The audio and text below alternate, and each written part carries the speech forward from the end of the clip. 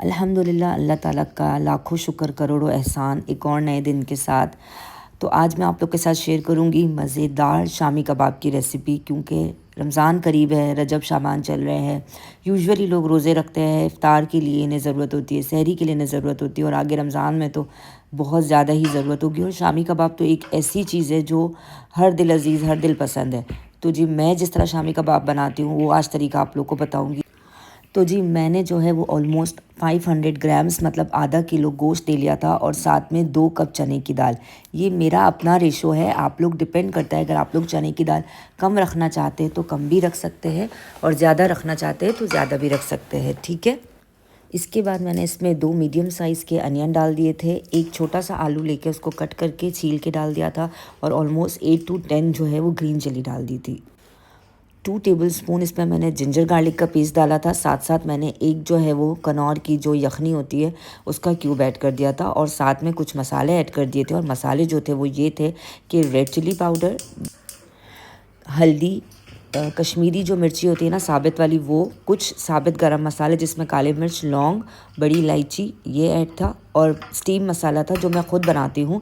इंशाल्लाह आगे इसकी रेसिपी फॉरवर्ड कर दूँगी आप लोगों को चैनल के ऊपर, या फिर आप लोगों को मिल जाएंगे, जिसमें साबित धनिया, साबित ज़ीरा और वो जो गोल वाली मिर्ची होती है ना वो थी, उसको रोस्ट करके पीस लिया था, तो वो मैंने डाला था, ठीक है। इन सबको डाल के मैंने ऑलमोस्ट 2 ग्लास पानी डाल दिया और इसको चढ़ा दिया।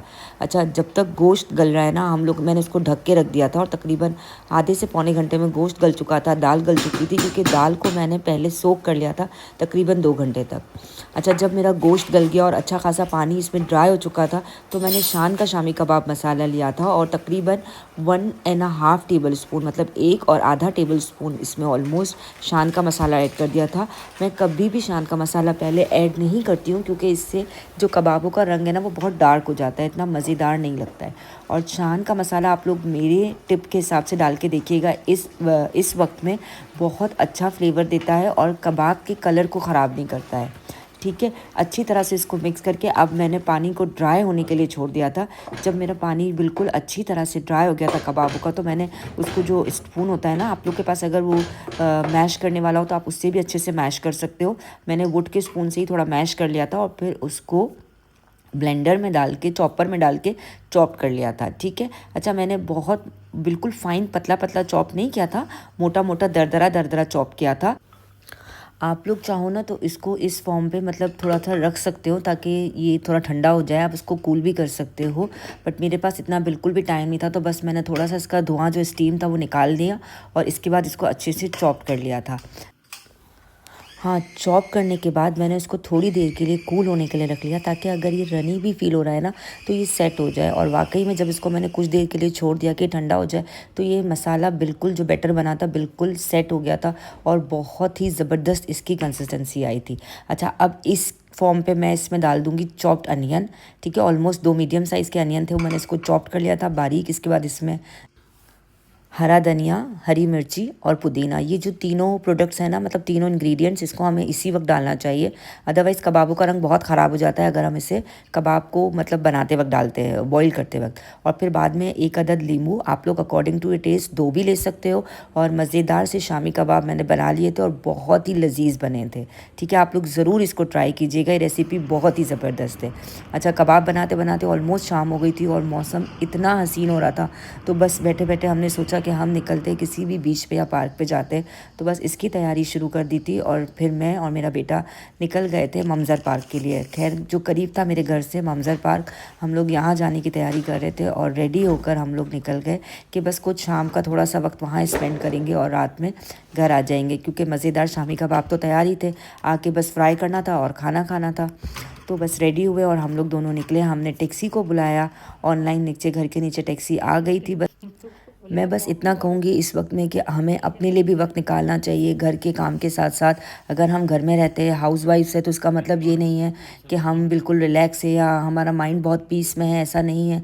जिस तरह एक मर्द निकलता है घर से बाहर काम काज की तलाश में, रिस्क की तलाश में, तो अल्लाह ताला ने उसे उसके लिए बनाया, और हमें अगर घर के कामों के लिए बनाया है तो हम भी काम ही करते हैं सारा दिन सुबह से उठ के। अगर घर में मेड भी होती है ना, तो भी उसके साथ मिल के कामों के लिए लगना पड़ता है। तो कुछ वक्त अपने लिए भी निकाला करें, ताकि अपने अपने माइंड को रिलैक्स करा करें।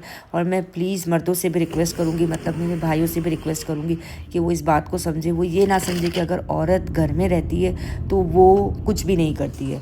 वो घर में रह के आपका घर संभालती है, आपके घर को मैनेज करती है, आपके बच्चों को संभालती है, आपके बच्चों को मैनेज करती है। जिस तरह से आप एक बाहर की दुनिया में जंग कर रहे होते हैं, वो उस घर के अंदर रह के भी जंग कर रही होती है। जिस तरह से आपको स्पेस चाहिए, उस तरह से उसे भी स्पेस की ज़रूरत है। क्योंकि एक मर्द की एक्सपेक्टेशंस तो यही होती है कि जब वो ऑफिस से थका हारा घर आए तो औरत उसे, मतलब उसकी बीवी उसे हर वक्त मुस्कुराती हुई मिले, चाहे वो दिन भर की कितनी भी थकी हुई हो, अच्छे से तैयार हो, खुशबू लगी हुई हो, मुस्कुराता हुआ चेहरा हो, घर में चाहे उसने जितनी भी जंगें लड़ी हो, लेकिन मर्द के सामने वो हमेशा खुशी से आए। और मर्दों का ये है कि अगर ऑफिस में ज़रा भी झगड़ा हो गया है या बाहर की दुनिया में किसी से कुछ भी मसला हो गया है, वो सारा गुस्सा वो रात में आके या शाम में आके घर पे निकल रहा होता है उसकी बीवी के ऊपर। और बेचारी बीवी बस यही सब्र कर लेती है सोचकर, औरत मतलब यही सोच लेती है कि यार बेचारा हमारे लिए कमाने गया था। तो प्लीज़ इन सारी चीज़ों से बाहर निकले। अगर एक मर्द को सपोर्ट चाहिए, सेम इसी तरह से एक औरत को भी सपोर्ट की ज़रूरत है। मैं बिल्कुल भी ये नहीं कहूँगी कि औरत मर्द के अगेंस्ट हो जाए या मर्द को सपोर्ट ना करे, बिल्कुल भी ऐसा नहीं कहूँगी। या मर्द कभी गुस्से में आए तो वो उसके सामने ज़बान चलाना शुरू कर दे, मैं बिल्कुल भी इसको प्रमोट नहीं करूँगी। लेकिन मैं सिर्फ इतना कहूँगी कि जिस तरह से एक मर्द को सपोर्ट चाहिए एक औरत का, इसी तरह से एक औरत को भी मर्द का सपोर्ट चाहिए। होपफुली आप लोगों को मेरी बातें समझ आई होगी। इंशाल्लाह आगे की वीडियो में बाकी बातें। अल्लाह हाफ़िज़।